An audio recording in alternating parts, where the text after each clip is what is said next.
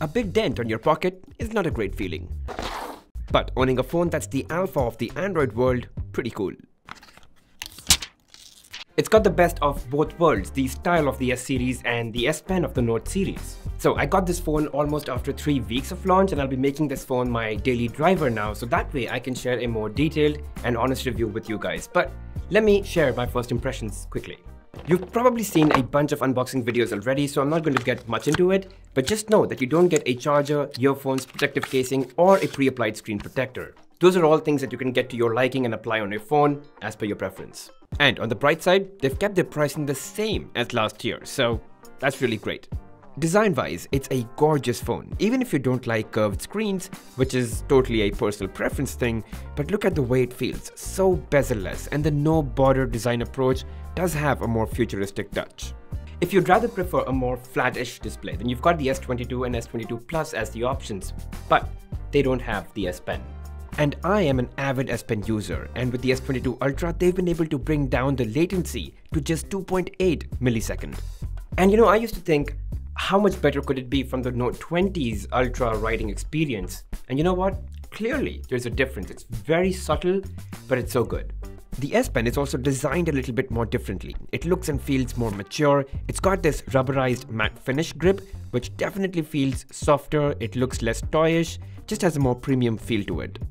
And the uses of S Pen are not limited to just taking notes. You can use it to magnify text in fine prints, you can use it to translate text from one language to the other, and you can use it to play pause, turn on the camera, take selfies and all that.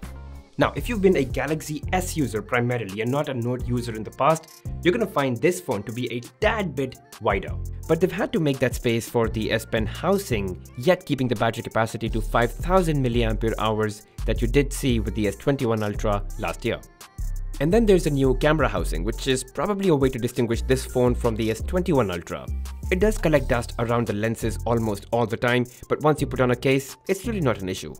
Samsung does claim that they've used a tougher armor aluminum to make the body stronger, and they've used Gorilla Glass Victus Plus for glass protection.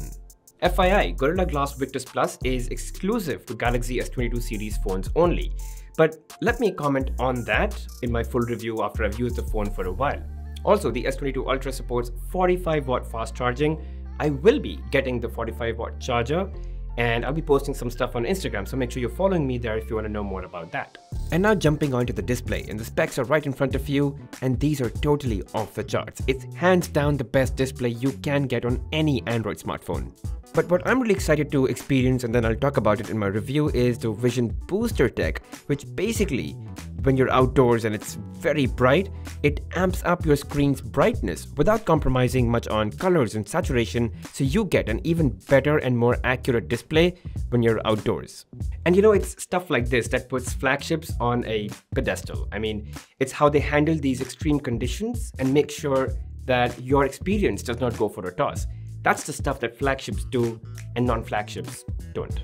Now, coming to the software, there's not really much to talk about. It's running Android 12 and it's got One UI 4.1, which only brings marginal improvements over One UI 4.0. Now, I've done like this whole video talking about all the cool stuff that came with One UI 4. So if you've not seen that video, there's quite a few things that you would enjoy in that video. I'll leave it over here in the link. Make sure you check that out.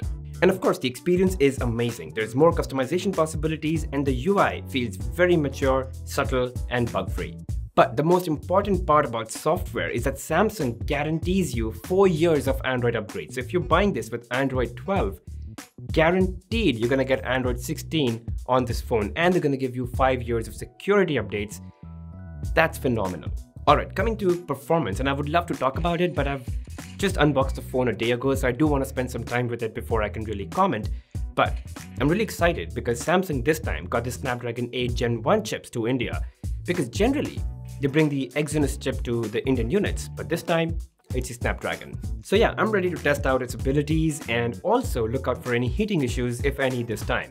And I'll report all of that back to you, so make sure you do subscribe to the channel so that once the review is out, you're out there watching it. But yeah, whether it's the Snapdragon 8 Gen 1 chip or the Exynos 2200 chip, these are one of the best chips that are out there in terms of performance.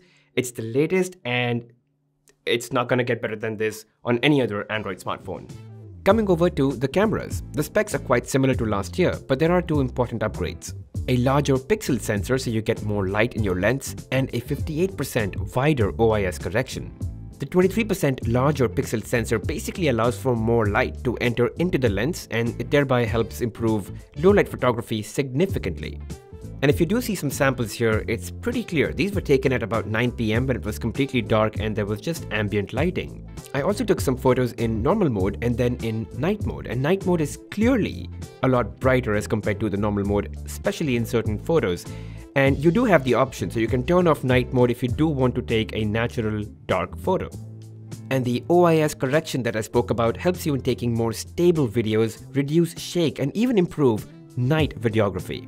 Other improvements are really in the image processing and software optimization that delivers high quality photos, videos, portraits, in addition to low light photography that we just talked about. And these portrait shots that you're seeing, which look so accurate, it's a result of stereo depth mapping that Samsung has applied to its portrait shots taken using the front as well as the back camera.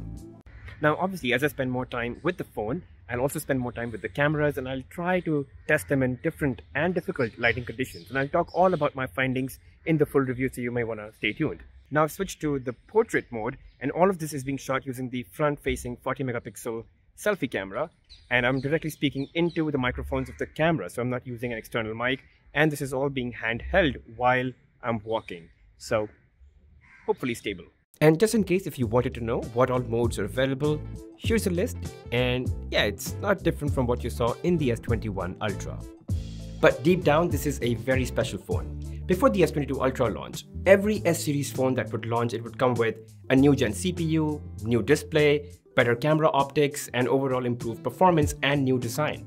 And then 6 to 7 months later, Samsung would launch the Galaxy Note series, which would borrow all of that from the S series, add in the S Pen, and make it more of a productivity beast.